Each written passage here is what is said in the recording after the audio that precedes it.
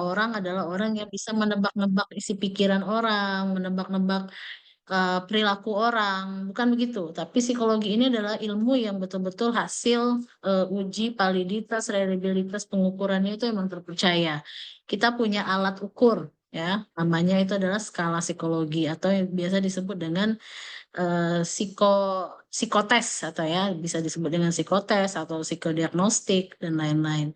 Dan, fungsi dari ilmu psikologi itu juga ada dalam bentuk penyembuhan atau terapi, ya. Nah, penyembuhan di sini artinya ilmu psikologi ada memang khusus, bidang, yang mana bidang ini biasanya digunakan untuk membantu atau memberikan layanan terapi atau layanan bantuan psikologis, bagi mereka yang memiliki permasalahan-permasalahan di psikologisnya. Nah, jadi misalnya yang bermasalah dengan pikirannya, dengan perasaannya, dengan kepribadiannya, perilakunya, itu ada profesi khusus yang biasanya disebut dengan psikolog. Nah, psikolog ini biasanya mengambil basic klinis ya, atau psikologi perkembangan. Nah, itu ada beberapa lembaga seperti lembaga kesehatan, lembaga di perusahaan, lembaga di sekolah, pendidikan gitu ya, memang yang khusus memberikan layanan, bantuan psikologis dan di situ biasanya ditempatkan profesinya adalah psikolog. Kemudian bukan hanya sebatas penyembuhan, tapi psikologi ini, nah ini yang berbeda atau lebih lebih lebih apa ya, lebih spesial dibanding dengan orang profesional di bidang penyembuhan seperti dokter gitu ya. Nah, kalau dokter biasanya nyembuhin itu langsung fokus pada penyakit. Nah, kalau udah sembuh penyakitnya selesai gitu. Tapi kalau orang psikologi itu membantu bukan hanya menyembuhkan dari gangguan, tapi juga bisa membantu untuk lebih keberlanjutan pengembangan diri atau membantu orang dalam menemukan, dalam meningkatkan kualitas diri sehingga mencapai yang namanya kebahagiaan. Nah, jadi, ketika udah sembuh penyakitnya atau gangguannya, orang psikologi itu juga membantu bagaimana cara menemukan jalan yang lebih bermakna, lebih bahagia untuk bisa melanjutkan kehidupan. Nah, biasanya dalam bentuk konseling ataupun terapi pengembangan diri. Nah, ini yang akan kita bahas di sini adalah pembantuan ataupun pelayanan yang bisa kita berikan kepada sasaran kita ya tentunya masyarakat luas ya, bukan hanya kalangan akademik, untuk bisa menemukan kepercayaan dirinya. Karena kepercayaan diri ini kalau sudah hilang dari diri seseorang, biasanya orang itu akan menjalani kehidupan itu dengan tidak ada tujuan gitu ya. Seperti kayak orang yang, tidak ada makna, tidak merasa dirinya itu berguna gitu ya. Bahkan, letak daripada, apa ya, kebahagiaan seseorang itu sebetulnya ketika dia mendapatkan dukungan pada dirinya sendiri, baik itu dari dirinya sendiri maupun dari orang-orang di sekitarnya gitu. Baik, kita masuk ke sini, eee, untuk yang namanya meningkatkan kepercayaan diri ya tentunya kita harus memiliki yang namanya sikap positif ya. Jadi sikap positif atau emosi positif itu merupakan salah satu indikator penilaian orang yang memiliki tingkat kebahagiaan dalam hidupnya. Jadi semakin orang itu bahagia, semakin orang itu merasa dirinya adalah orang yang sejahtera, biasanya akan diliputi dengan emosi yang positif di sehariannya. Sikap yang positif, pikiran yang positif, dan kepercayaan diri ini adalah bentuk dari sikap positif yang mana memudahkan individu itu bisa berinteraksi, bisa berhubungan secara baik, berkomunikasi dengan baik, ya dan bisa memberikan pengaruh yang baik bagi orang-orang di sekitarnya. Nah, jadi sikap positif tentunya adalah salah satu wujud dari kepercayaan diri dan tentunya di sini kita tahu bahwa sekarang adalah era 5.0 ya, yang kita sudah di mana-mana sudah dikaitkan dengan digital, bahkan kita hidup di dunia digital ya saat ini, berinteraksi, bernegosiasi, kemudian bukan hanya sebatas interaksi, bahkan ada transaksi ya di dunia digital. Jadi eh, sebetulnya yang saat ini kita lakukan pun sudah tidak dibatasi oleh ruang gitu ya, tidak harus dalam satu ruangan bangunan, tapi kita juga sudah bisa dipertemukan di dunia digital. Nah, tentunya sikap kepercayaan diri ini juga menjadi tantangan untuk modern saat ini ya, bahwa bagaimana sih cara kita menggunakan atau memanfaatkan era digital untuk meningkatkan kepercayaan diri. Nah, jadi kita dituntut juga untuk bisa meningkatkan kepercayaan diri di era digital dengan memanfaatkan tentunya segala apapun yang ada di fitur-fitur yang ada di dunia digital juga itu ya. Dan pembangunan kepercayaan diri ini juga ya tentunya harus kompleks, harus holistik karena memerlukan yang namanya integrasi ya antara aspek psikologis, fisik ya, fisik juga harus kita perhatikan karena orang yang sedang merasa dirinya betul-betul dalam kondisi yang positif, biasanya fisiknya juga sedang baik dalam kondisi yang baik gitu ya, memiliki penampilan yang baik, nggak harus yang ganteng banget, tapi tetap terlihat rapi gitu ya. Kalau cewek dia memadu-madankan warnanya juga tidak sembarangan, misalnya dalam dalam busana yang baik, dengan berbusana yang sopan gitu ya. Kemudian secara psikologis ya tentunya sikap yang positif tadi seperti memiliki apa ya, aura yang positif, kehadirannya tuh justru ditunggu-tunggu bukan menjengkelkan gitu ya. Nah, itu orang yang memiliki sikap yang positif gitu. Dan tentunya tidak lupa dengan spiritual. Nah, jadi spiritual ini semakin positif seseorang ya biasanya semakin baik kepercayaan diri seseorang, maka dia juga akan diliputi dengan perilaku yang positif.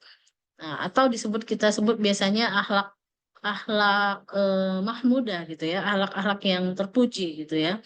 Dan orang yang memiliki spiritualitas yang baik itu dia tidak hanya terhubung dengan aktivitas spiritual dengan ketuhanan, tapi dia juga menjaga hubungan baik dengan antar makhluk dan menjaga kesehatan ataupun lingkungan alam sekitarnya. Jadi dia ikut menjaga segala sesuatu yang ada di muka bumi ini. Dia menjadi orang yang bermanfaat gitu ya. Kemudian dia menjaga kebersihan lingkungan dan diniatkan segala sesuatu itu untuk ibadah gitu. Jadi spiritualitasnya baik. Nah, kita lihat dulu di sini apa sih definisi kepercayaan diri. Di sini kepercayaan diri itu dilihat dari tiga ya. Pertama itu adalah kesuksesan. Biasanya kepercayaan diri ini adalah kalau sudah kita miliki, biasanya menjadi faktor penting dalam pencapaian tujuan hidup. Dan saya meyakini bahwa orang yang memiliki tingkat kepercayaan diri yang tinggi itu karena dia sudah memiliki preparation ataupun persiapan yang sangat-sangat matang. Ya, jadi kalau orang sudah merasa dirinya itu memiliki kepercayaan diri yang baik, biasanya dia sudah mempersiapkan segala sesuatu itu dari jauh-jauh hari dengan kompleks dan tentunya dengan baik ya. Jadi sehingga apa? Dia dalam pencapaian tujuan apapun, baik itu dalam belajar, baik itu dalam pekerjaan, dalam urusan sosial, biasanya dia akan merasa dirinya itu tidak ada yang perlu dikhawatirkan karena semua sudah tersiapkan atau sudah teratur diatur dengan sedemikian baik begitu ya. Kemudian segi motivasi ya, sumber dorongan untuk mengambil tindakan positif. Ya, kita tahu motivasi ini adalah kalau dari teorinya Sigmund Freud ya, itu motivasi itu kan terdiri dari id, ego dan superego. Nah, dorongan id dalam dalam diri manusia itu kan biasanya hal-hal yang biasanya tidak perlu dipikirkan, tidak perlu diatur dan bahkan secara alami dia setiap manusia itu pasti merasakan. Kita itu biasanya tidak jauh dari dari kebutuhan fisik biasanya ya. Nah, kemudian dari ego.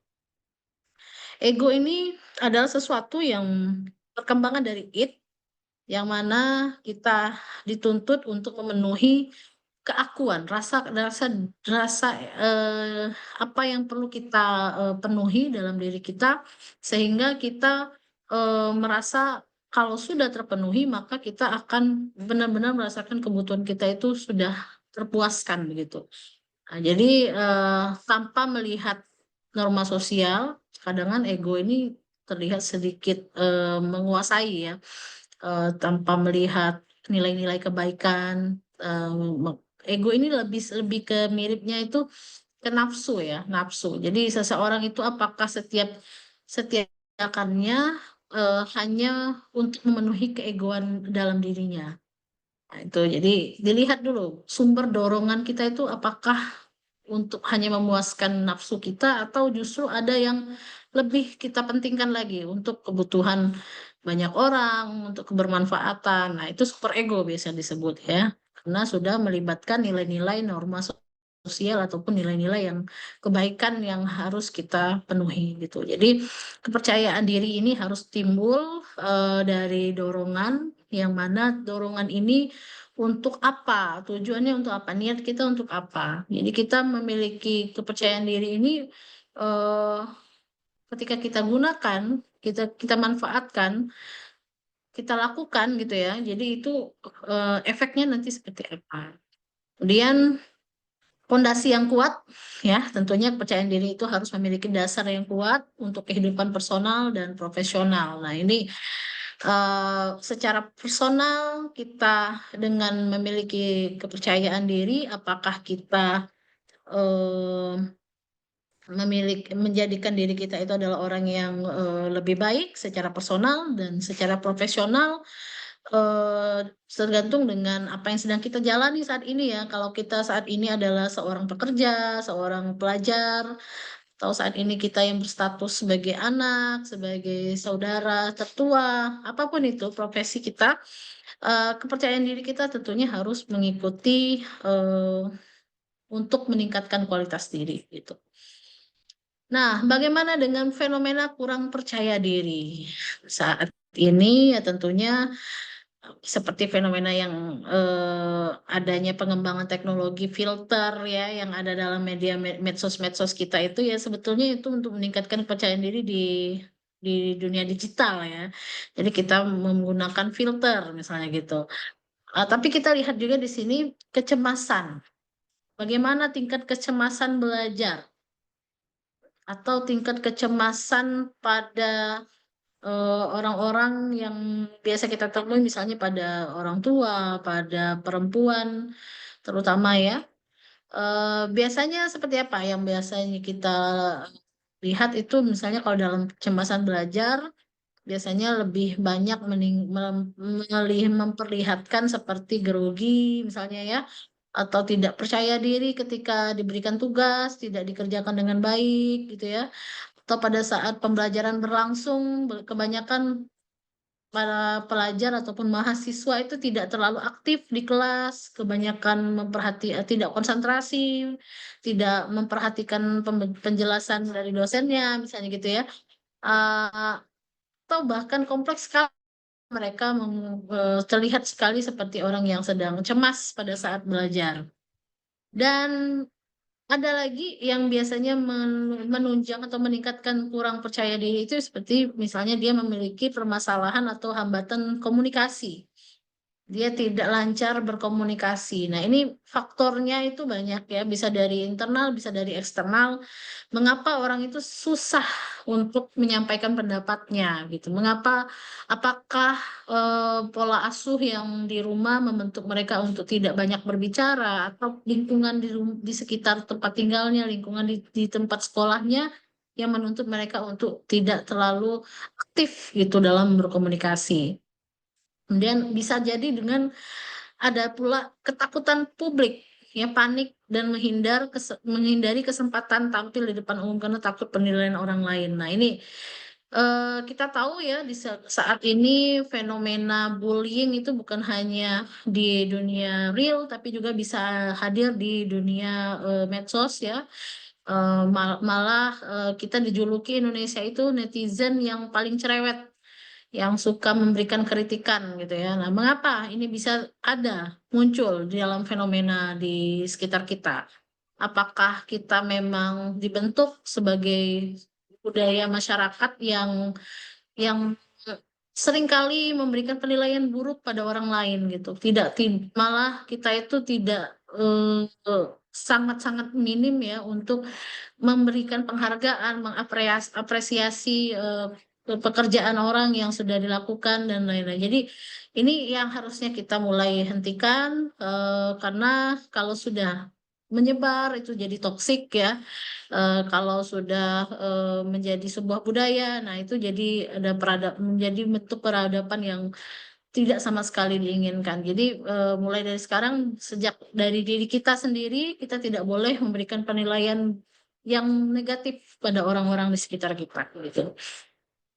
Kita masuk ke muhasabah ya. Muhasabah ini merupakan terapi asalnya mungkin yang mirip dari, perkembangan, terapi psikoterapi itu muhasabah itu lebih ke, eee, karena dia kan mengintrospeksi diri ya, bisa dalam bentuk humanistik pendekatannya, bisa juga dalam bentuk, kognitif ya.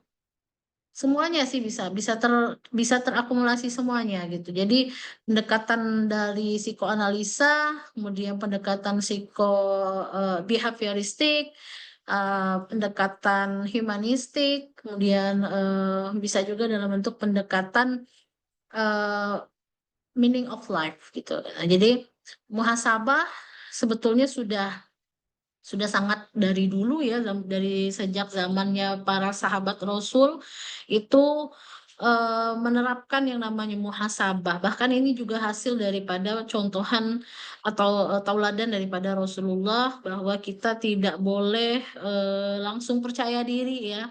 Percaya diri maksudnya di sini bukan di depan manusia, tapi percaya diri di hadapan Allah bahwa Allah itu senantiasa akan, eee, tidak apa namanya, kita kayak seolah-olah kita itu adalah sudah banyak pahalanya gitu, kayak tidak pernah melakukan kesalahan. Padahal kita sendiri adalah manusia yang notabene manusia itu kan memang tempatnya salah dan dosa gitu. Jadi, seharusnya yang kita lakukan itu adalah merendahkan diri kita serendah-rendahnya di hadapan Tuhan gitu. Jadi, muhasabah di sini merupakan konsep ya, konsep, evaluasi diri, baik itu terhadap kebaikan, keburukan, ke semua aspek kehidupan. Nah jadi, kalau para sufi itu, orang-orang sufi itu, mereka itu kan sangat sangat sudah membatasi dirinya dengan hal-hal yang sifatnya keduniawian ya. Jadi mereka, eee mungkin, mungkin kalau dulu dengan sekarang beda ya. Kalau sekarang kan ada tasawuf modern ya, yang dikenalkan oleh, Buya Hamka itu ya. Kalau tasawuf modern itu ya kita tidak harus, berwukuf, kayak gitu, tidak harus, di masjid, yang tidak mau lagi tidak bisa lagi beraktivitas secara sosial seperti pada umumnya. Tidak harus seperti itu. Jadi menjadi sufi atau menjadi orang yang mendekatkan diri kepada Allah itu, ya kita tetap seperti orang pada umumnya. Kita memiliki profesi, kita memiliki kegiatan ya, kalau kita tadi misalnya seorang dosen atau seorang businessman, atau dia seorang pendidik ya, atau dia bahkan adalah seorang ibu rumah tangga, apa profesinya, tapi dia niatkan lagi untuk bisa mendekatkan diri melalui profesinya itu mendekatkan diri kepada Allah sedekat-dekatnya. Nah itu sufi ya, itu orang yang sufi di dunia modern.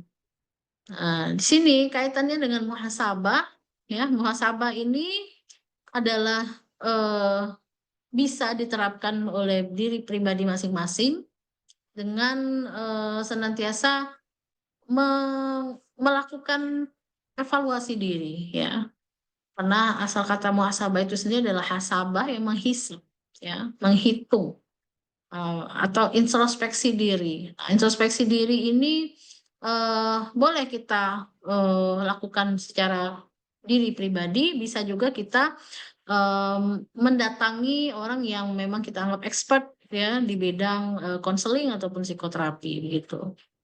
Nah, biasanya praktik spiritual ataupun hal tradisi spiritual yang ada dalam Islam itu biasanya kan ada di kegiatan pesantren ya.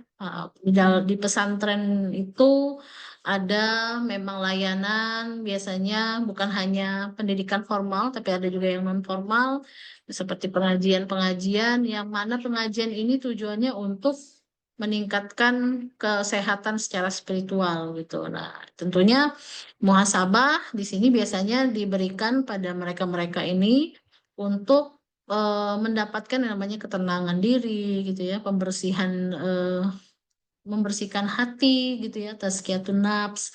Kemudian bagi mereka yang ingin bertaubat, biasanya diberikan layanan seputar muhasabah gitu ya. Nah, kita mau tahu dulu sih filosofi muhasabah dalam Islam itu ya, muhasabah itu merupakan perbuatan yang dianjurkan dalam Islam karena kita yang namanya kita ingin mendekatkan diri kepada Allah itu ya tentunya kita harus merasa diri kita eh, apa ya, merendahkan diri kita serendah-rendahnya di hadapan Allah itu berarti kita meninggikan ya, meninggikan zat yang pencipta kita gitu.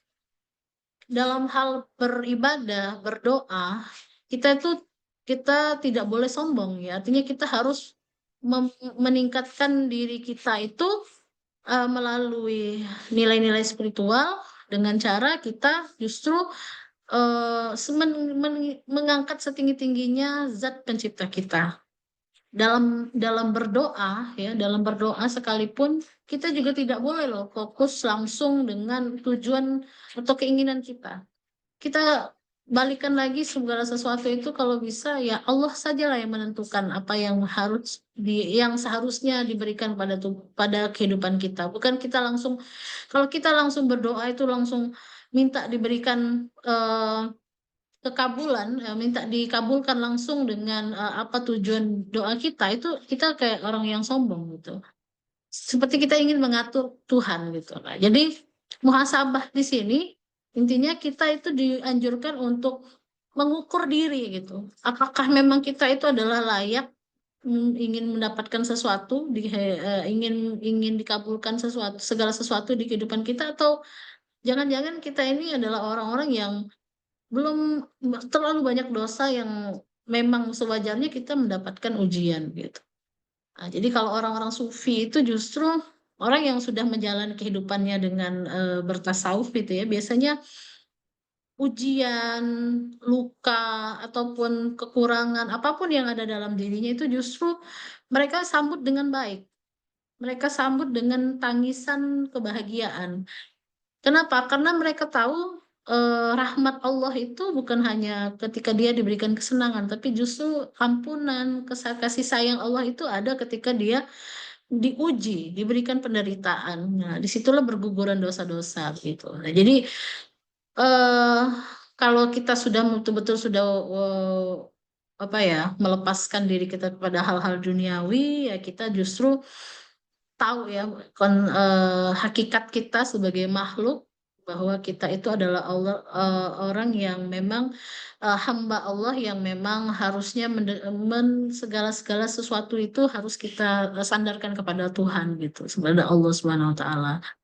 Dan di sini filosofi muhasabah juga bermanfaat ya untuk keduniawian kita karena kalau kita hanya mengikuti nafsu kita, ya kita punya ego ya, kita punya keinginan, kita punya rasa ingin segala sesuatu itu ingin diakui, ingin dituruti, biasanya kita akan kita akan menggantungkan itu dengan ego kita tadi. Kalau kita tidak dipenuhi, maka kita merasa diri kita tidak akan tenang gitu.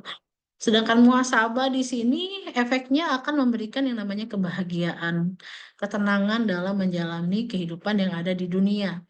Jadi ketika kita sudah mengukur diri, sudah menghitung seberapa banyak perbuatan baik yang sudah kita lakukan, atau justru sama sekali tidak ada apa-apanya dibanding dengan perbuatan buruk yang sudah kita lakukan, itu ketika kita sudah menyadari itu semua, maka kita akan betul-betul merasa bahwa diri kita itu tidak wajar untuk mendapatkan kebahagiaan seperti orang-orang lain gitu. Karena kita memang masih belum apa-apa dalam berbuat kebaikan. Nah, itu menjadi tolak ukur bagi diri kita untuk mendapatkan yang namanya kebahagiaan dan ketenangan. Intinya begini, kalau dalam psikologi itu kan ada istilah mindfulness atau awareness. Jadi semakin kita tahu mengenal diri kita, itu semakin kita tahu sejauh mana kita bisa mencapai mendapat yang namanya kebahagiaan. Kita kita meningkatkan kesadaran diri ya, intinya begitu ya. Muhasabah ini meningkatkan kesadaran diri kita sejauh mana sih kita perlu yang namanya apa namanya pengukuran terhadap apa segala sesuatu yang sudah kita lakukan gitu. Kalau secara nilai ukhrawinya, Eee, muhasabah ini ya tentunya, akan membawa kita, mendapatkan namanya keberkahan, pahala untuk kehidupan di akhirat kelak. Nah, berbicara tentang kata-kata berkah ya di sini, berkah itu apa? Ya, berkah itu bukan hanya bahagia, tapi berkumpulnya segala sesuatu kebaikan, ya. Kita mungkin seringkali di kehidupan sehari-hari, di percakapan sehari-hari, semoga berkah," gitu. Kata berkah di sini tuh luar biasa ya. Berkah ini, hal yang sedikit saja, itu kalau dia diliputi dengan kebaikan-kebaikan Allah, ini berkah ini asalnya itu dari Allah ya. Mestinya kita akan senantiasa merasa cukup. Kemudian, berkah ini, berkumpulnya segala kebaikan, artinya segala sesuatu itu akan mendatangkan kebahagiaan, kebaikan, kasih sayang. Dan berkah ini bisa dalam bentuk waktu, tempat, ya, kemudian, perbuatan, ya, sesuatu yang seperti apa yang biasanya mendatangkan keberkahan. Biasanya dari, segala sesuatu yang dilakukan dengan halal misalnya ya, dengan hal-hal yang, tidak merugikan orang. Kemudian ada juga tempat di mana tempat itu bisa banyak mendatangkan keberkahan. Nah, tempat yang banyak mendatangkan keberkahan itu adalah tempat-tempat yang di mana orang-orang mendekatkan diri kepada Allah. Nah, biasanya, di tempat-tempat yang di ruang-ruang kebaikan itu seperti majelis pendidikan, kemudian masjid gitu ya, tempat orang beribadah, atau bahkan di sebuah tempat yang biasa didatangi sebentar lagi nih bulan haji ya, Mekah ya. Nah, itu berkumpul segala kebaikan. Biasanya ketika kita hadir di sana, kita akan merasakan nilai-nilai keberkahan. Kemudian ada juga waktu. Nah, waktu yang biasanya mendatangkan keberkahan yang banyak itu biasanya di waktu kalau di Islam itu kan kita ada ini bulan Ramadan ya, bulan-bulan yang, memang di situ untuk meningkatkan, keimanan dan ketakwaan, bulan yang di sana juga kita dilatih untuk dididik untuk bisa meningkatkan kualitas diri melalui ibadah puasa, kemudian rangkaian ibadah-ibadah yang lain, atau ada juga disebut pula, waktu yang berkah itu adalah waktu ketika turunnya hujan. Nah, karena hujan dinilai adalah sesuatu yang, mendatangkan keberkahan gitu ya, karena menghidupkan apa yang mati, membasahi apa yang kering di muka bumi. Tapi coba kita lihat di negara kita, Indonesia, baru saja terjadi banyak, bencana justru dari hujan itu banyak bencana. Mengapa begitu? Mengapa negara kita, justru merasakan hujan itu adalah bencana? Nah, kenapa bisa begitu? Apakah, eee, orang-orang yang ada di wilayah tersebut sudah tidak lagi beriman dan bertakwa atau bagaimana gitu? Kenapa bisa sesuatu yang harusnya bernilai berkah menjadi bencana, begitu ya? Nah itu, jadi, muhasabah di sini manfaatnya adalah untuk di dunia dia mendatangkan kebahagiaan dan di akhirat dia mendatangkan berkah dan pahala gitu.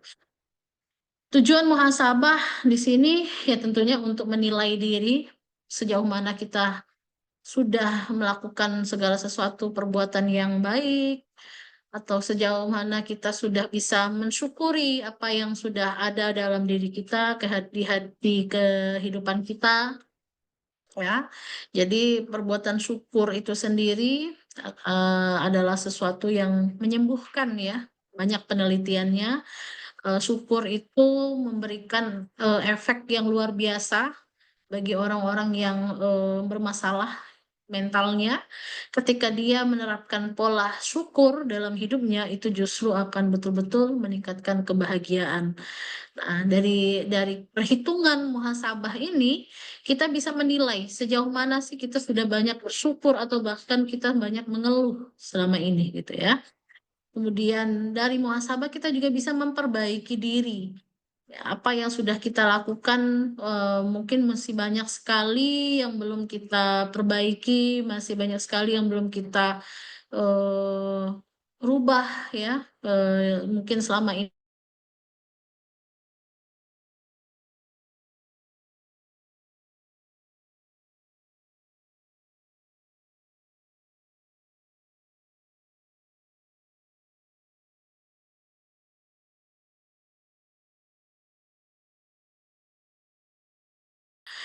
menyakiti orang lain melalui ucapan kita, tindakan kita gitu. Tapi kalau kita memiliki sikap yang tidak baik, biasanya orang-orang akan menilai kita sebagai orang yang jahat, orang yang banyak memberikan kerugian gitu. Kemudian tanggung jawab ya, muhasabah juga bisa meningkatkan tanggung jawab pada segala sesuatu yang disandarkan kepada kita. Ketika kita melakukan segala sesuatu, kita tidak harus langsung menilai orang lain yang jahat ke kita, tapi kita justru menilai diri kita. Atau dari segala sesuatu yang terjadi di kehidupan kita itu memang mungkin memang kita yang salah begitu. Mungkin memang kita yang justru atau kita yang menjadi penyebab kesalahan itu gitu. Jadi dari muhasabah ini kita tidak langsung menilai orang lain buruk, tapi kita justru dianjurkan untuk menilai diri kita dulu sebelum kita menilai orang lain. Dan landasan spiritual ya tentu ada ya muhasabah ini sebagaimana dalam surat Al-Hasyr ya menyatakan bahwa orang yang beriman dan bertakwalah kamu kepada Allah, hendaklah setiap orang memperhatikan apa yang telah diperbuatnya untuk hari esok dan bertakwalah kepada Allah ya. Jadi bertakwa di sini artinya apa? Komitmen ya, komitmen untuk berbuat baik. Bukan hanya untuk saat ini, bukan hanya untuk di masa lalu, tapi seterus-terusnya. Karena apa? Segala sesuatu itu akan diamati, akan dinilai oleh Allah Subhanahu wa taala. Jadi kita semakin kita berbuat baik itu semakin kita akan tinggi di hadapan Allah derajatnya gitu ya. Dan tentunya eh, kita juga senantiasa untuk meningkatkan kesadaran diri untuk kita tidak lupa siapa diri kita, apa tujuan hidup kita ya. Tentunya siapa kita? Kita adalah muslim. Muslim itu harus seperti apa?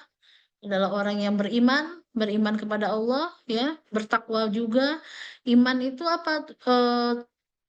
Wujudnya, ya beriman itu artinya kita meyakini dan menerapkan di kehidupan kita apa yang menjadi pedoman dalam Al-Quran. Misalnya kita dianjurkan untuk berbuat baik, menjaga lisan, mencari nafkah dengan hal-hal yang halal, yang kebaikan.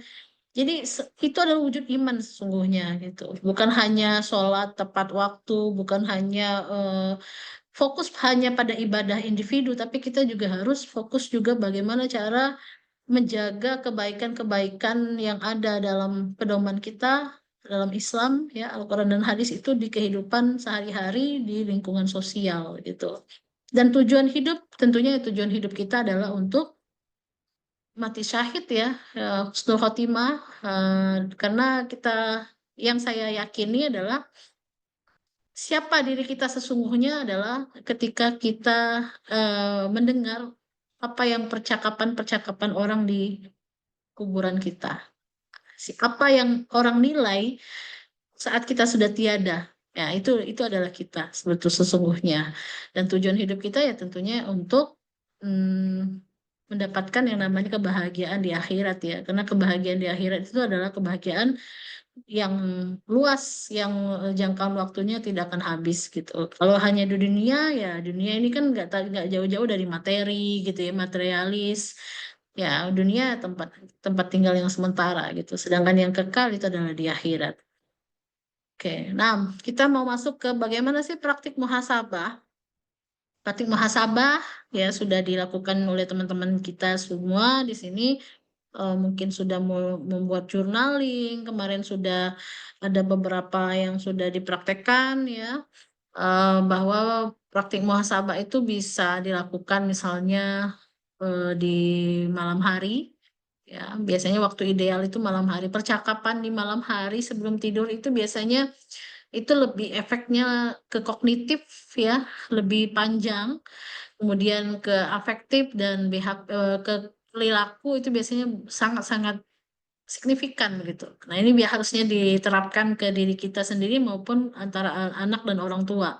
Jadi waktu ideal yang biasa dilakukan itu biasanya sebelum tidur untuk kita mengingat-ingat apa yang sudah kita lakukan sehari ini gitu ya. Apakah kita banyak eh, melakukan kesalahan, menyakiti hati orang lain. Coba diingat-ingat gitu ya. Kemudian mengevaluasi ya, tentunya praktik muhasabah itu juga dalam bentuk mengoreksi diri sepanjang hari, apakah kita sudah banyak melakukan hal-hal kebaikan, misalnya perbuatan-perbuatan kita sudah sejauh mana sih, baik itu untuk mendapatkan yang namanya koreksi sikap ataupun hal-hal yang sudah kita lakukan dengan jujur gitu ya. Dan praktik muhasabah ini juga dalam bentuk penyucian, membersihkan hati dari sifat-sifat buruk yang menghalangi kemajuan diri. Asalnya kita masih punya dendam, ada yang hal menyakitkan kita. Nah, yang punya trauma ini ya, artinya apa? Orang yang masih menyimpan trauma itu berarti dia tidak mau terima takdir yang yang sudah ada dalam kehidupannya. Kita harusnya kalau sebagai orang yang beriman dan bertakwa, kita harus bertawakal juga gitu ya. Jadi kita harus berserah diri kepada takdir yang sudah hadir dalam hidup kita. Jadi jangan sampai kita tidak menerima apa apa yang sudah Allah berikan melalui ujian, melalui misalnya ada kekurangan harta, benda dan lain-lain. Nah, itu sebetulnya bentuk rahmat dari Allah.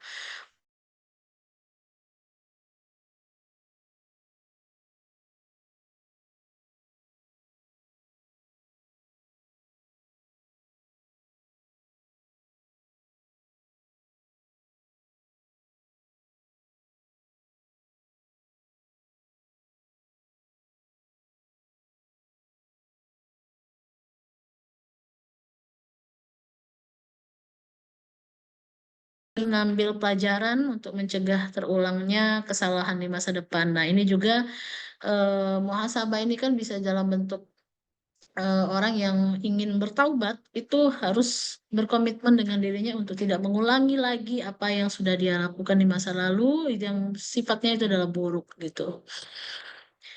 Muhasabah dan kesehatan mental ya, banyak sekali ini beberapa hasil penelitian bahwa em, dari kegiatan evaluasi diri itu bisa meningkatkan keberhasilan dalam mengintegrasikan nilai spiritual dalam terapi. Jadi apapun sebetulnya profesi ya, mau dia dokter, mau dia guru, mau dia dosen, pembisnis, atau dia eh, apalagi profesi apapun ketika dia mengintegrasikan nilai spiritual itu biasanya akan lebih tenang kehidupannya.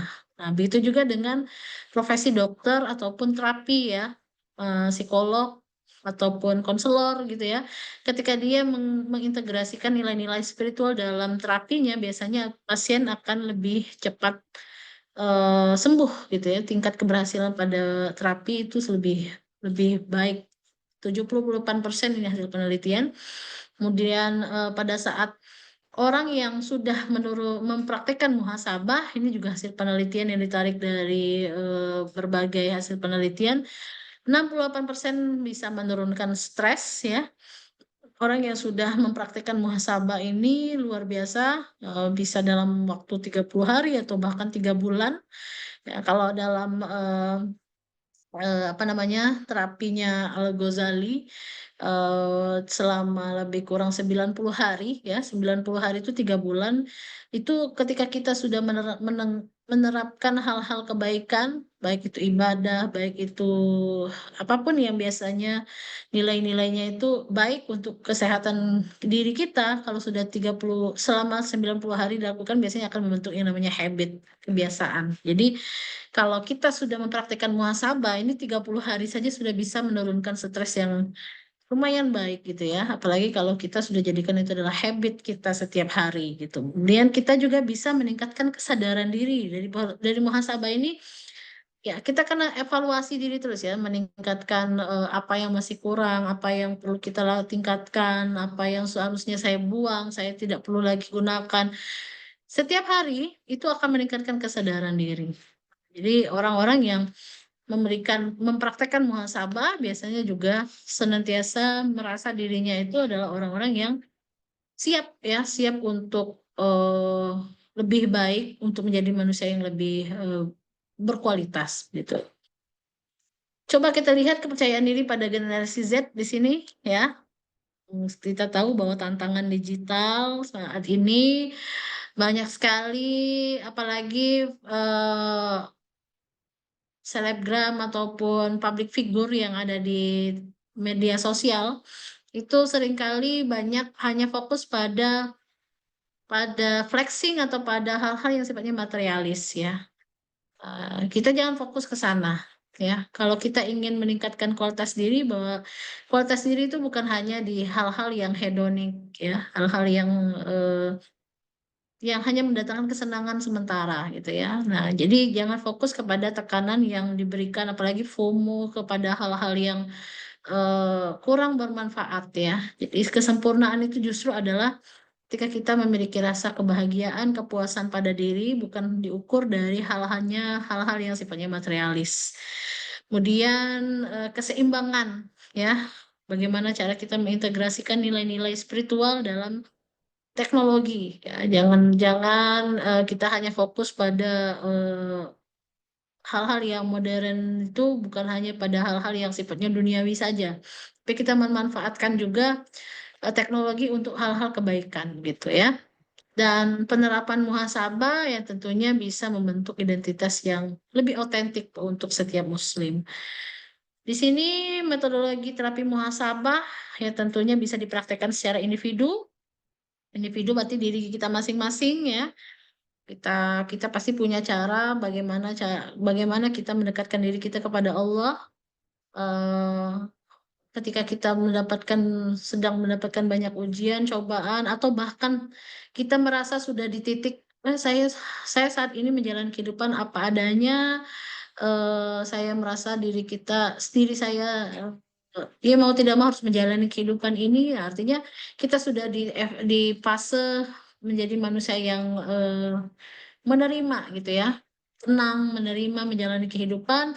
Nah, ini bisa dilakukan setiap hari sebelum tidur, pada saat habis sholat gitu ya, pada saat waktu-waktu tertentu kita butuh menenangkan diri gitu ya, atau bisa juga dalam bentuk kelompok, misalnya dalam suatu komunitas, kelompok ibu-ibu pengajian misalnya, atau dalam bapak-bapak pengajian, itu bisa dilakukan, atau bisa juga dilakukan dengan apa ya, melakukan mengikuti sebuah pelatihan, yang mana pelatihan ini biasanya diberikan oleh orang-orang profesional, misalnya oleh, dan tentunya kalau kita ada di psikologi itu ada HIMSI ya, yang memang sudah terukur. Nah, ini yang dicoba oleh adik-adik teman-teman kemarin dari komunitas akademik, tentunya akademisi psikologi, untuk menerapkan muhasabah ini menjadi salah satu terapi yang bisa diberikan bantuan untuk orang-orang yang bermasalah secara psikologis.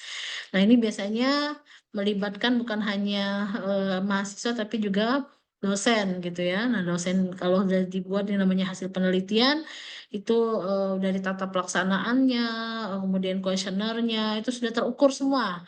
Nah, nanti barulah kita bisa gunakan untuk salah satu bentuk dari layanan terapi gitu ya.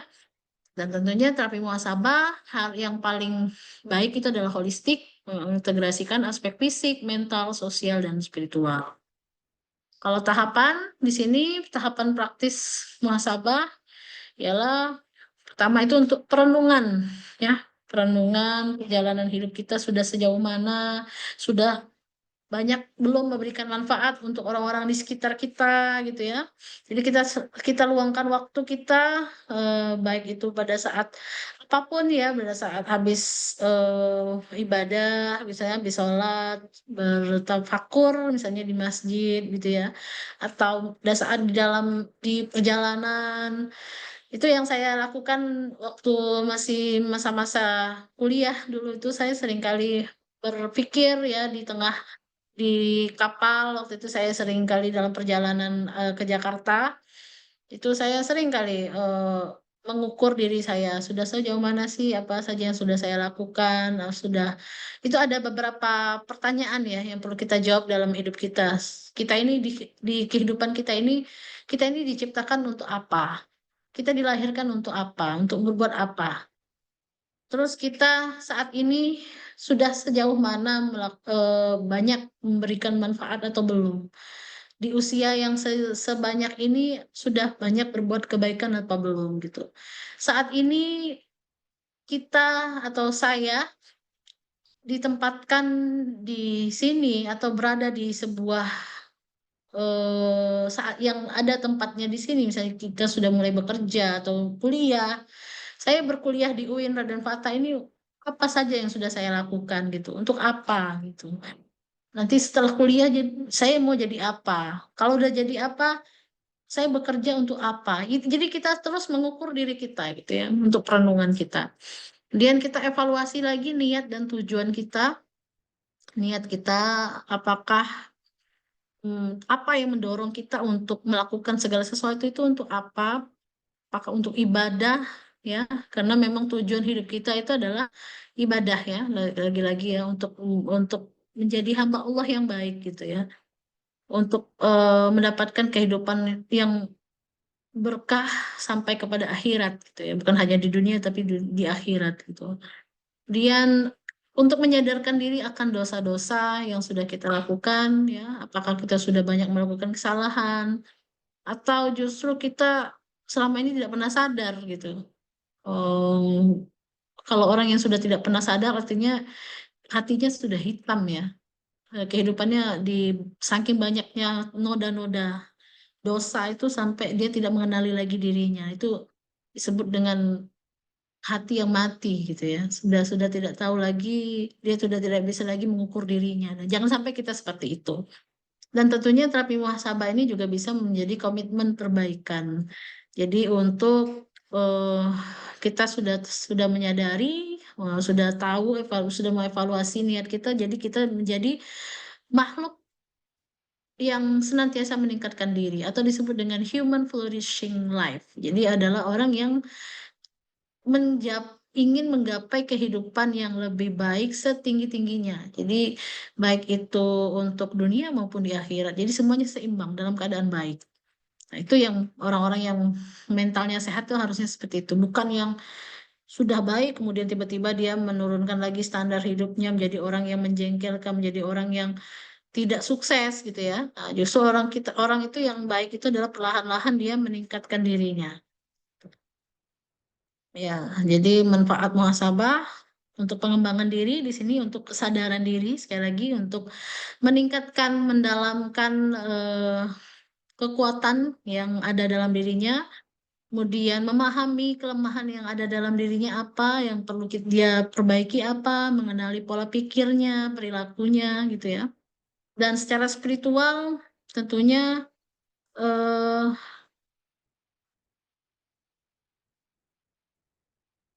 secara spiritualitas penguatan hubungan dengan Tuhan dan nilai-nilai spiritual. Kemudian perbaikan berkelanjutan, tentunya muhasabah ini untuk membuat meningkatkan komitmen dalam diri kita untuk senantiasa melakukan penyesuaian diri gitu ya.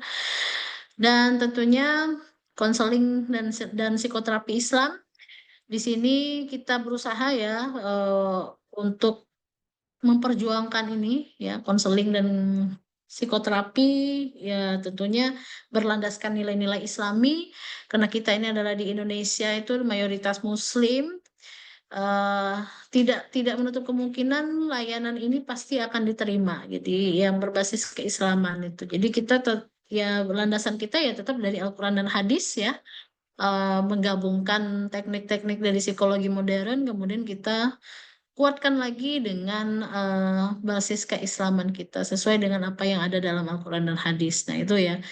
Kalau saya selama ini konseling dan psikoterapi itu nggak pernah saya lepaskan. Saya tetap membuat komitmen integrasi keilmuan. Jadi eh, teknik pelaksanaan kita samakan saja, tapi kita lengkapi lagi dengan basis keislaman yang kuat gitu.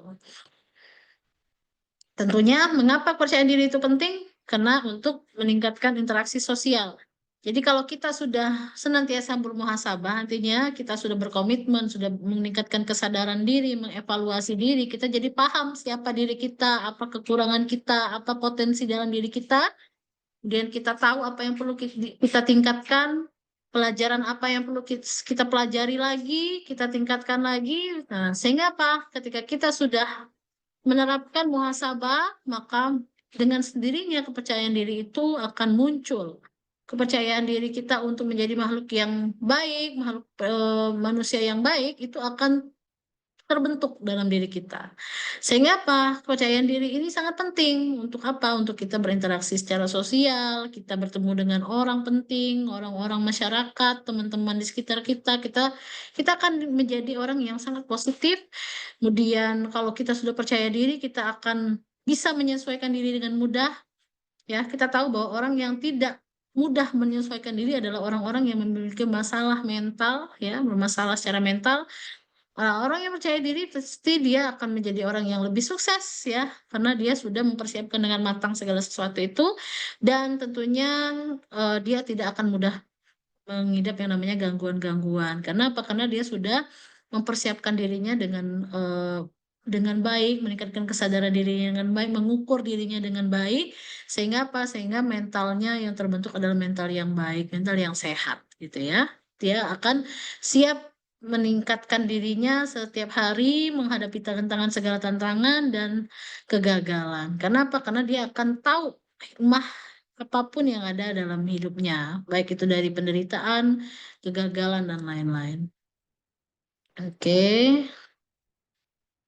intervensi psikologi ya tentunya muhasabah ini untuk membentuk transformasi kognitif ya, perubahan pola pikir negatif menjadi positif, untuk meregulasi emosi, mengelola perasaan, memodifikasi perilaku ya, membentuk kebiasaan baru karena orang kita kalau sudah habit apa namanya sudah melakukan kebiasaan-kebiasaan yang misalnya 30 hari atau sampai 90 hari itu akan merubah yang namanya pola hidup kita menjadi pola hidup yang sehat dan penguatan secara spiritual. Nah, ini ya. Jadi muhasabah bisa meningkatkan nilai-nilai spiritualitas dalam kehidupan kita.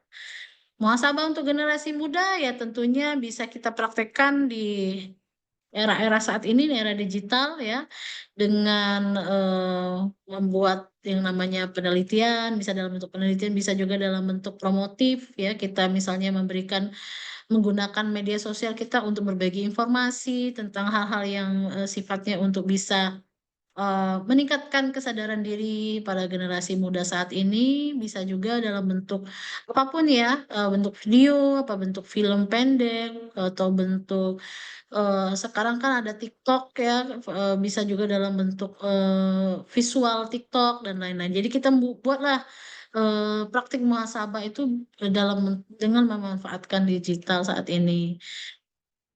Tentunya kalau diimplementasikan praktisnya, kalau terjadwal secara konsisten, kemudian di lingkungan juga mendukung ya, kemudian pencatatannya baik, tentunya eh, terapkan pembelajaran dari proses muhasabah itu menjadi sesuatu yang sudah menjadi kebiasaan kehidupan kita sehari-hari. Tentunya tantangan dan solusi pasti ada ya. Kita biasanya akan ada perubahan. Nah, perubahan-perubahan dalam kehidupan kita ini yang akan banyak sekali membuat sebuah apa namanya membentuk sebuah yang namanya perilaku, pribadian. Kemudian biasanya ada orang yang mengalami kesulitan dalam menghadapi kebenaran dirinya, perubahan dalam dirinya. Ya tentunya dalam muhasabah itu konsisten atau tidak gitu ya. Kemudian pengaruh lingkungan juga bisa ya. Jadi kita tentukan kita mau terpengaruh dengan mudah atau kita justru menjadi pengaruh yang baik untuk lingkungan kita gitu ya. Ya, kalau solusi ya tentunya kita carilah komunitas teman yang baik, kemudian lingkungan yang suportif. Kalau bisa jangan jauh-jauh dari komunitas yang senantiasa meningkatkan diri gitu ya. Oke, itu saja ya mungkin. Jadi rekomendasi saya untuk personal ya minimal mulailah menerapkan muhasabah itu 5 sampai 10 menit setiap hari. Buat catatan ya.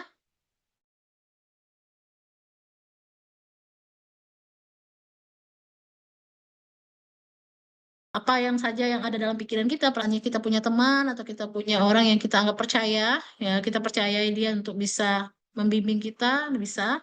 Kemudian kita bisa ukur dengan buat kemajuan positif yang sudah terjadi. Nah, ini harusnya sudah terbentuk dari hasil penelitian juga ya.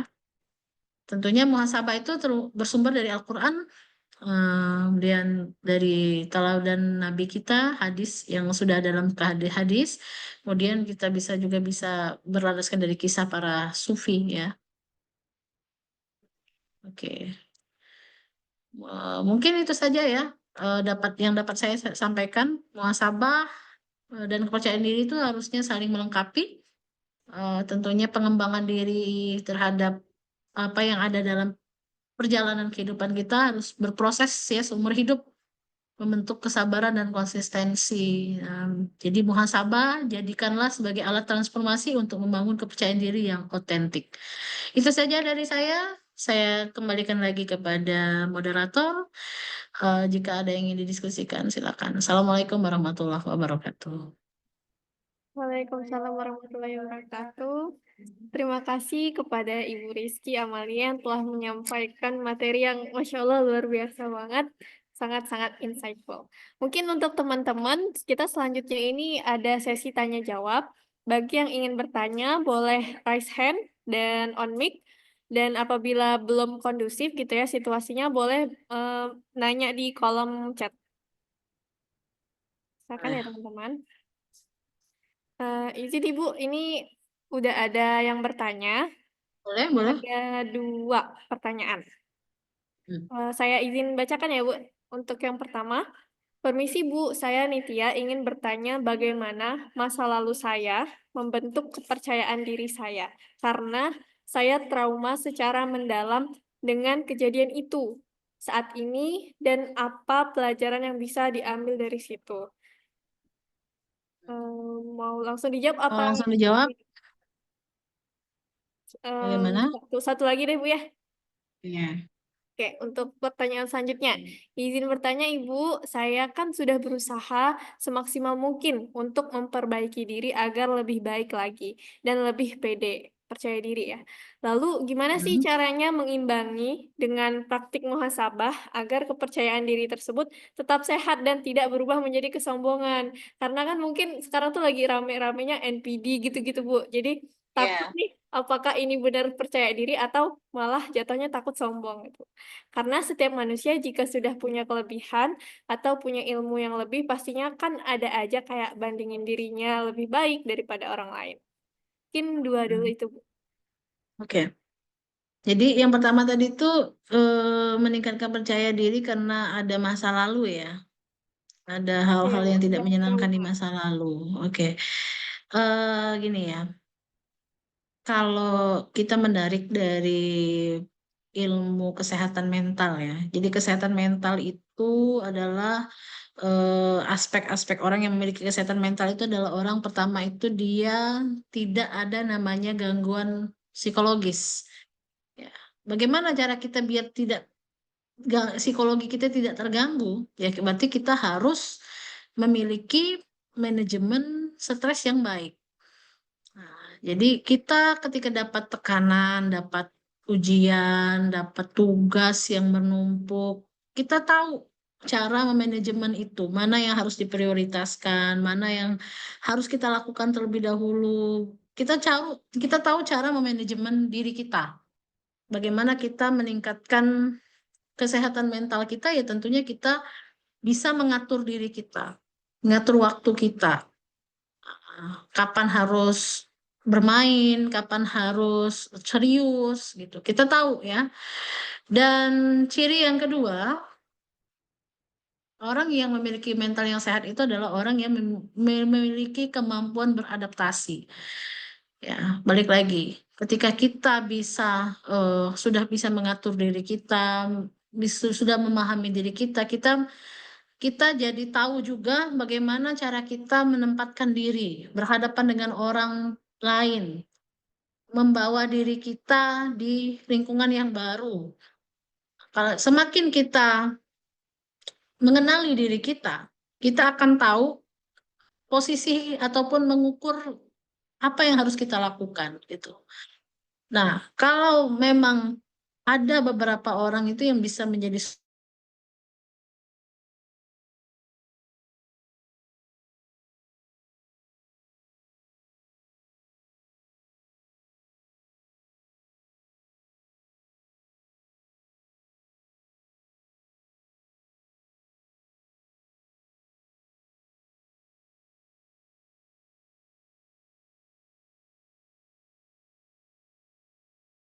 memiliki masalah, itu sebetulnya karena dia mengizinkan lama tinggal di memorinya.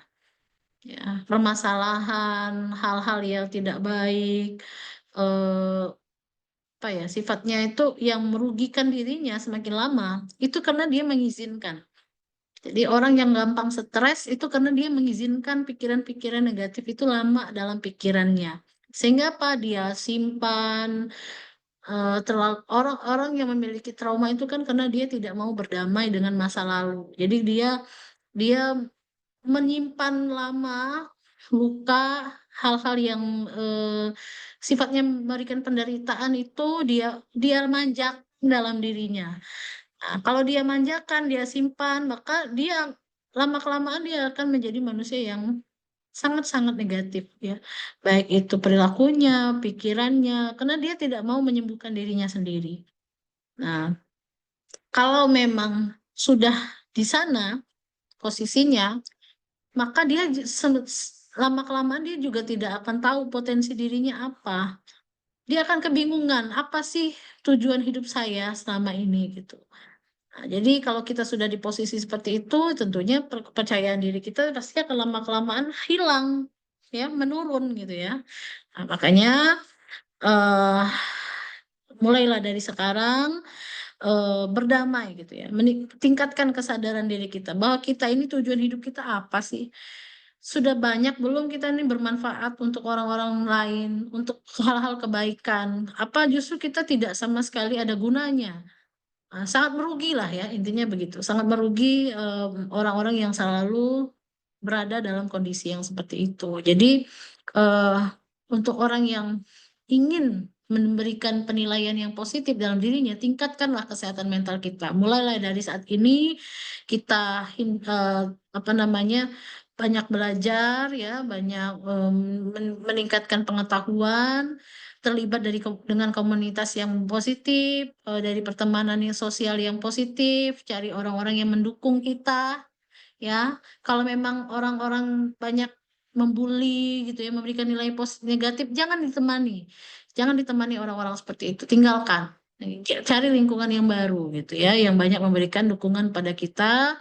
Dan tentunya kita jaga sikap juga ya, kalau kita ingin diberikan dukungan yang positif, kita harus bersikap yang baik dan fokus pada tujuan hidup, fokus pada potensi dalam diri kita suka apa, kita hobinya apa, jalani potensi itu dengan banyak belajar dan tentunya fokuslah kepada hal-hal yang akan memberikan kebaikan di kehidupan kita di masa depan. Jadi karena orang yang bahagia itu adalah orang-orang yang dia memiliki harapan bahwa hidup dia masih akan panjang, masih akan banyak mendatangkan kebahagiaan di masa yang lebih panjang lagi di masa yang depan. Jadi tidak hidup di masa lalu ya, intinya gitu. Dia fokus menikmati apa yang ada dalam hidupnya saat ini, kemudian dia masih memiliki harapan untuk kehidupan di masa yang akan datang itu dalam bentuk hal-hal yang positif gitu.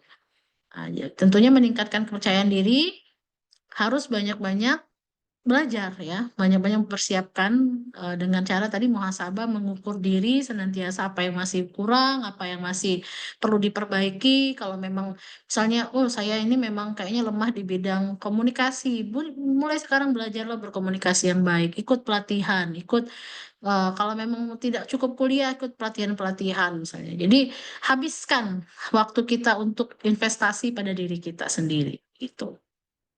Itu jawaban yang pertama ya. Yang kedua tadi apa tadi pertanyaannya? Coba diulang. Untuk yang kedua itu, dia udah berusaha maksimal Ibu, untuk memperbaiki diri agar lebih baik lagi dan lebih pede gitu ya. Tapi Tapi gimana takut cara dibilai sombong gitu ya. heeh, takut bagaimana mengimbanginya agar ini tuh tidak berubah menjadi sombong gitu, jadi nggak kepedean gitu mungkin Bu ya Ya, istilahnya. jadi ya tetap ya bahwa kita itu makanya muhasabah di sini manfaatnya apa? Untuk kita mengukur diri gitu ya. Kita tahu potensi kita misalnya, saya ini sudah berpengalaman di bidang ini. Tapi ya tetap kita harus tidak boleh over ya. Over itu sudah betul-betul apapun aspek kehidupan kita itu memang tidak boleh over.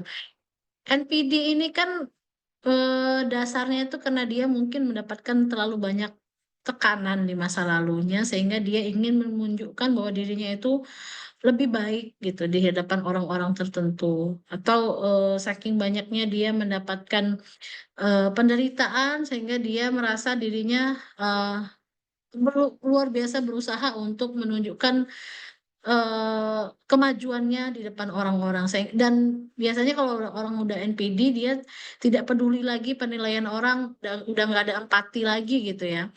Jadi ini sudah kalau untuk NPD ini sebetulnya hasil diagnosa juga. Kita nggak bisa langsung menilai orang, oh dia NPD karena gara-gara dia sombong gitu. Nggak juga. Kadang sombong ini kan bagian sombong itu emosi negatif ya. Nah, kadang kan emosi negatif itu ada positifnya. Ketika orang menunjukkan emosi negatif di hadapan musuhnya karena dia ingin melindungi diri misalnya. Dia tidak mau dianggap lemah lagi. Nah, itu.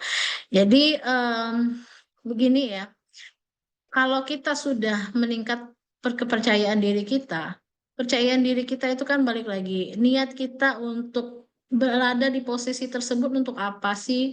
Apakah kita hanya untuk sebatas membanding-bandingkan diri kita dengan orang lain? Karena itu nggak ada habisnya itu. Jadi eh, muhasabah sekali lagi adalah sebuah teknik untuk mengukur diri, untuk memberikan kontrol pada diri masing-masing bahwa apapun segala sesuatu yang sudah kita lakukan, tentunya kita akan kembali lagi menilai apakah diri kita itu sudah layak atau belum dinilai orang baik gitu. Jadi kalau memang ada penilaian orang lain, oh dia ini kayaknya sombong, berlebihan, berarti eh, mungkin dari cara penyampaiannya, dari sikapnya itu masih perlu dibenahi lagi bahwa kita itu mungkin terlalu ingin mendapatkan perhatian. Nah, jadi fokus saja terhadap eh, peningkatan diri kita fokus ya, tapi kita tidak boleh berlebihan dalam memberikan pesona yang seolah-olah kita itu ingin terlihat baik di mata siapapun gitu. Nah, jadi kalau kalau kita memikirkan ntar aku sombong, ntar aku dinilai orang begini-begini itu juga overthinking namanya. Ya, jadi fokus saja dengan niat kita misalnya ingin berbagi, ingin menjadi pembicara yang baik, pembicara yang hebat, tapi tetap koreksi diri. koreksi terus, kira-kira kita nih yang perlu saya tingkatkan lagi apa, yang perlu saya, pelajari lagi apa. Jadi senantiasa belajar intinya begitu. Kalau kita ingin terhindar yang namanya sikap sombong. Karena orang yang sombong itu biasanya orang yang sudah tidak ingin belajar lagi, tidak ingin meningkatkan dirinya lagi, dia sudah merasa puas gitu ya. Tapi kalau orang yang selalu belajar, dia selalu merendahkan dirinya, serendah-rendahnya di hadapan Tuhan, itu biasanya dia tidak akan yang namanya muncul sikap sombong gitu. Karena dia tahu di atas langit itu masih ada langit gitu. Jadi nggak ada akan habisnya gitu. Jadi sikap belajar sih menurut saya. Jadi pembelajaran yang tidak akan habis. Kalau kita sudah mulai berhenti belajar, berarti kita sudah mulai sombong. Tuh.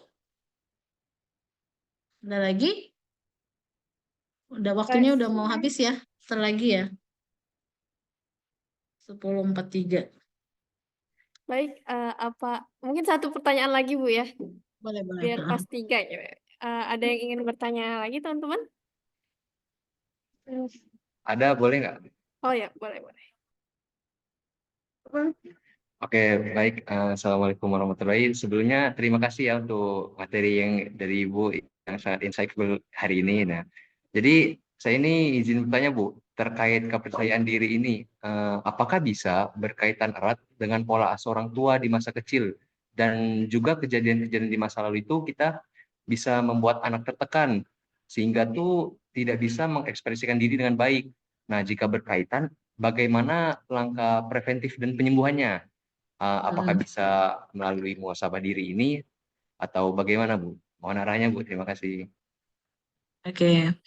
Jadi orang yang sebetulnya memang ya kalau secara teori psikoanalisa itu segala sesuatu yang telah terjadi di masa lalu itu pasti ada efek pada pembentukan kepribadian, perilaku, pola pikir di masa depannya atau pada saat orang tersebut eh, ketika setelah dewasa gitu ya. Jadi segala sesuatu itu biasanya berkaitan dengan masa lalu, betul. Misalnya dari pola asuh atau hal-hal traumatis gitu ya. Namun bagi orang yang memiliki perkembangan diri yang baik ya, jadi memang kita itu dibentuk oleh lingkungan keluarga, pertama itu lingkungan pertemanan, kemudian lingkungan pendidikan. Kalau kita berkesadaran diri ya, kalau kita adalah orang yang senantiasa meningkatkan kesadaran diri, kita akan memilih mau jadi orang yang tidak ada perkembangan atau mau jadi orang yang ingin mencapai namanya hidup yang penuh dengan kebahagiaan. Bahagia di sini sekali lagi ya, bahagia itu adalah segala sesuatu dalam keadaan baik. Baik ini bisa dari finansial, bisa dari kebermanfaatan, sampai kepada kebermaknaan hidup. Nah, kalau kita ingin menjadi orang yang sejahtera, orang yang bahagia, ambil segala sesuatu itu, hal-hal apapun itu dari sisi positifnya. Mungkin anak-anak atau remaja itu mungkin masih belum menyadari betul segala bentuk tindakan, kemarahan dan lain-lain yang dilakukan oleh orang tuanya mungkin dianggapnya adalah sesuatu yang menyakitkan. Tapi ketika kita sudah dewasa, sudah masuk fase usia dewasa, kita akan menyadari dengan sendiri. Apalagi kita mulai mendapatkan yang namanya tugas, misalnya dia sudah bekerja, dia sudah mulai mengatur keuangannya sendiri, dia tahu dari posisi orang tuanya nanti seperti apa. Oh, orang tua saya dulu mungkin memang banyak tekanan hidup. Kenapa dia jadi pemarah? Kenapa dia memberikan pola asuh yang tegas, yang keras kepada anak-anaknya? Mungkin saking banyak stresnya gitu di pekerjaannya. Jadi memaafkan itu pasti yang utama ya. Jadi kita perlu yang namanya eh eh, apa namanya berdamai dengan diri kita, dengan masa lalu kita, memaafkan ya, kemudian mengambil hikmah, mensyukuri segala sesuatu yang sudah kita miliki, dan muhasabah di sini adalah sebuah bentuk dari evaluasi diri bahwa kita kalau ingin menjadi manusia yang unggul, ingin menjadi manusia yang berkualitas, ya tentunya kita harus mengukur terus diri kita, apa saja yang perlu kita perbaiki, apa saja yang perlu kita tingkatkan, apa yang perlu saya hapus dari masa lalu saya. Jadi untuk mendapatkan yang namanya posisi kehidupan yang sejahtera, kualitas hidup yang baik, sampai kepada kepuasan, ya. Jadi kita harus mengontrol diri kita untuk tidak terbawa kepada hal-hal yang mendatangkan kesedihan, penderitaan, ya, ataupun hal-hal yang negatif dari pikiran kita, apalagi itu dari masa lalu kita, gitu. Jadi maaf, sabar, syukur itu udah pasti ya harus kita terapkan terus dalam hidup kita. Dan muhasabah di sini adalah sesuatu yang eh, menjadi pola habit tadi ya, habit kebiasaan kita untuk kita mendapatkan yang namanya eh, apa ya, peningkatan terus-menerus terhadap kualitas diri kita begitu. Baik, Oke, ah, ya, ya. Mungkin cukup ya. sudah cukup menjawab ya, Farhan. Oke, baik. Selanjutnya, sebagai bentuk apresiasi dari kami, Bu Panitia, kami akan menyerahkan sedikit gitu ya, sertifikat, ada sertifikat Oke, secara simbolis kepada Ibu. Eh, dan dilanjut untuk sesi dokumentasi. Oke. oke.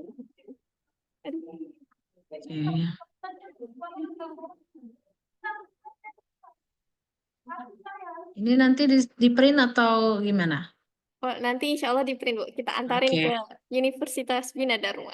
oke. Oke, mungkin Saidah atau teman-teman yang lain bisa bantu untuk dokumentasi ya. Ya, silakan. Teman-teman yang masih off cam boleh kita on cam dulu.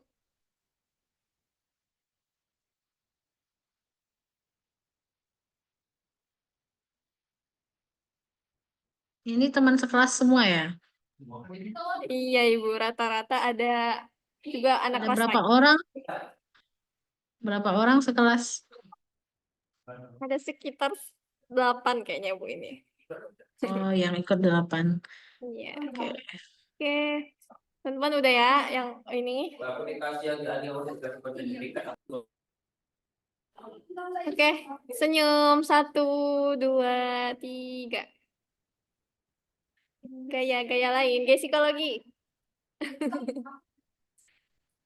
Oke, 1, 2, 3. Oke, terima kasih. Nah, oke. Makasih juga.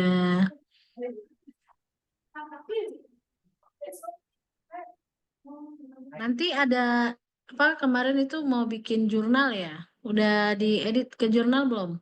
Belum Ibu, nah kemarin itu karena masih iniin webinar Bu ya, jadinya untuk Hmm, penerapannya itu belum Bu, kita diundur jadi ya, akhir April ini. oke oke. Ditunggu ya. Nanti saya mau baca juga. Ada deg-degan Ibu. Terima kasih Ibu. Iya, Oke, sama-sama. terima kasih Dah, banyak kepada Ibu oke. Rizky Amalia atas waktu dan ilmunya. Bila Ibu berkenan untuk melanjutkan agenda lain, kami sangat memaklumi. Jadi, insya Allah setelah ini akan ada penjelasan tentang teknis psikoterapi muhasabahnya Ibu. Jadi, jika Ibu ada agenda lain dan ingin Oke, oke. meliput, boleh Ibu. Semoga Boleh, Allah boleh. Ya, membalas segala kebaikan Ibu dan memberkahi setiap langkah Ibu. Terima kasih Ibu. makasih. Makasih semuanya ya. Terima Semoga kasih Ibu. bermanfaat. Ya. Assalamualaikum. Salam warahmatullahi. Izin lip ya, duluan ya. Iya Ibu. Ya, Ibu. Oke, teman-teman, di sini jangan untuk live dulu ya. Karena selanjutnya kita akan sedikit membahas tentang penerapan dari psikoterapi muhasabah. Nah, tadi itu kan udah dijelasin ya sedikit oleh Ibu.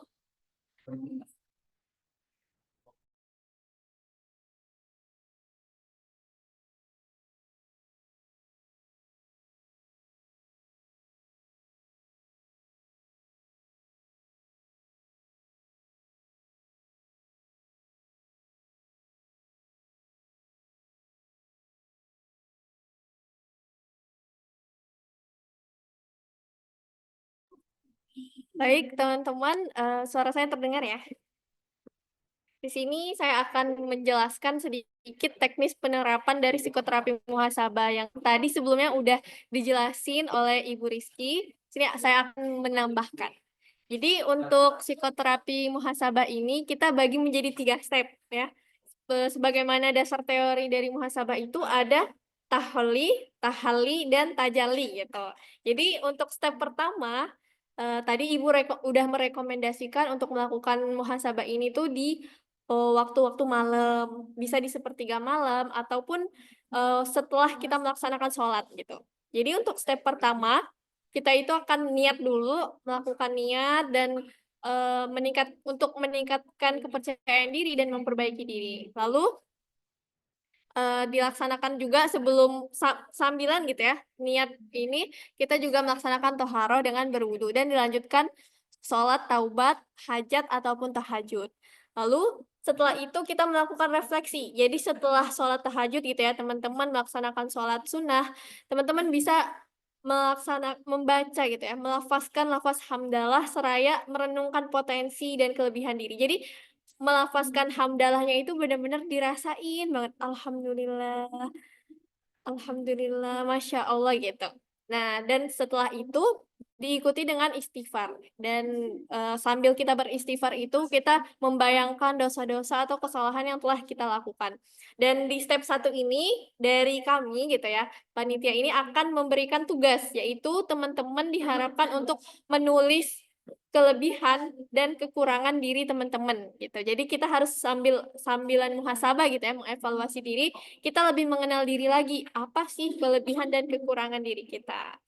Dan selanjutnya ada step kedua itu yaitu tahalli.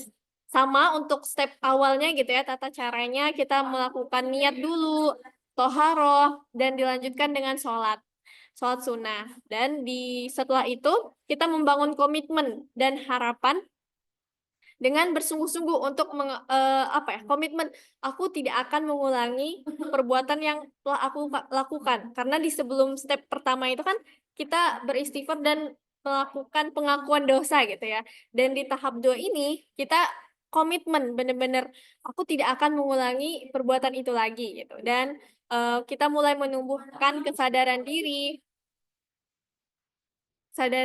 untuk lebih memiliki harapan positif gitu ya. Jadi untuk step kedua ini kita akan memberikan tugas teman-teman kepada teman-teman semua, yaitu menulis komitmen untuk perbaikan diri menjadi lebih baik gitu. Selanjutnya ada step tajalli.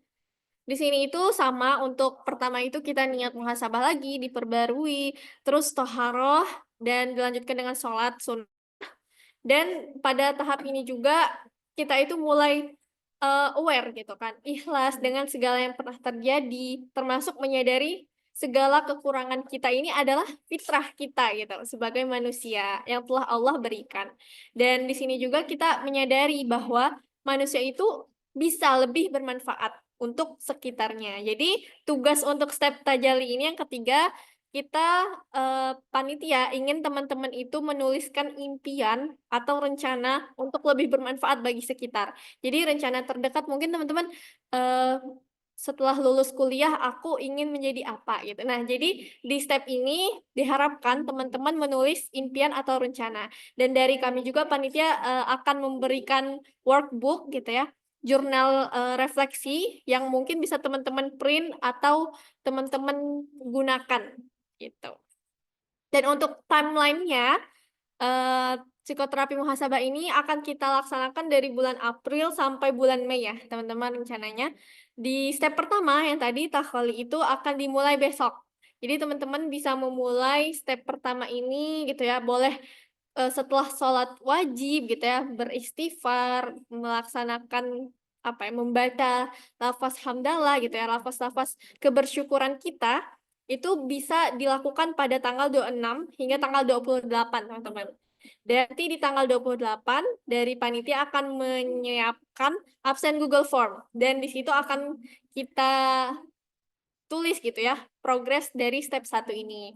Dan akan dilanjutkan pada step kedua, yaitu di tanggal 29 sampai tanggal 1 Mei. Nah, di sini juga akan dievaluasi gitu ya, pencapaian progres teman-teman melakukan step kedua, yaitu tahfali. Lalu yang ketiga itu akan dilaksanakan pada tanggal 2 hingga 4 Mei. Nah, di sini ada 3 hari ya teman-teman, maka setelah selesai dari step 3 ini, kita akan melaksanakan post-test yang sebelumnya teman-teman udah mengisi pretest ya di Google Form. Kita rencananya akan di tanggal 6 sampai 7 itu akan mengisi post-test kembali agar mengetahui nih apakah ternyata psikoterapi muhasabah ini ada pengaruhnya. Apakah ada hubungan, apakah ada pengaruhnya terhadap kepercayaan diri teman-teman gitu. Jadi kita bisa melihat perbandingan antara pretest dan post-test. Oke. Dan di sini nanti akan dibagikan ya di grup untuk PPT tadi, materi dari Ibu dan PPT teknis ini. Dan ini ada modul ya teman-teman, teman boleh mengaksesnya.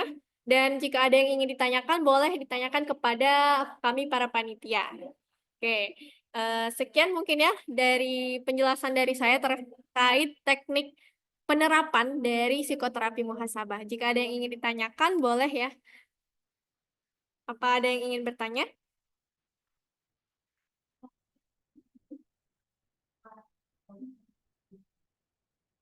Oke, mungkin sekian ya yang bisa saya sampaikan. Kurang lebihnya mohon maaf. Assalamualaikum warahmatullahi wabarakatuh.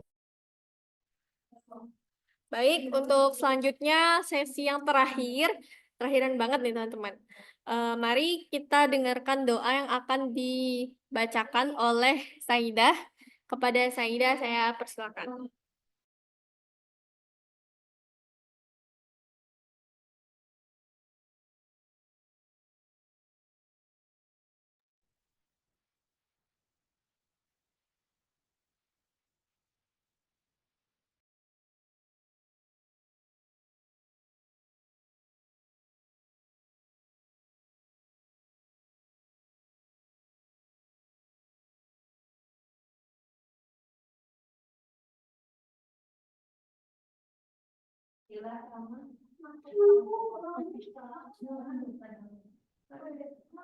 Assalamualaikum warahmatullahi wabarakatuh.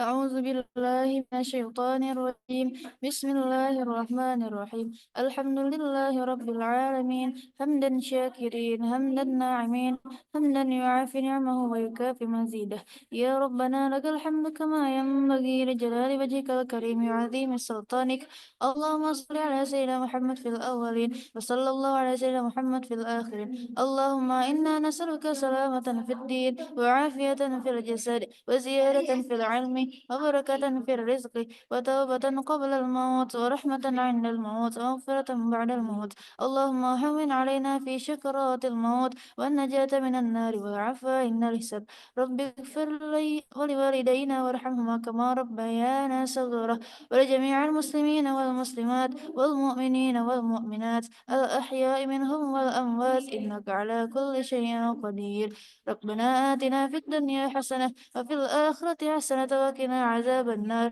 سبحان ربك رب العزة عما يصفون والسلام على المرسلين والحمد لله رب العالمين السلام عليكم ورحمة الله وبركاته.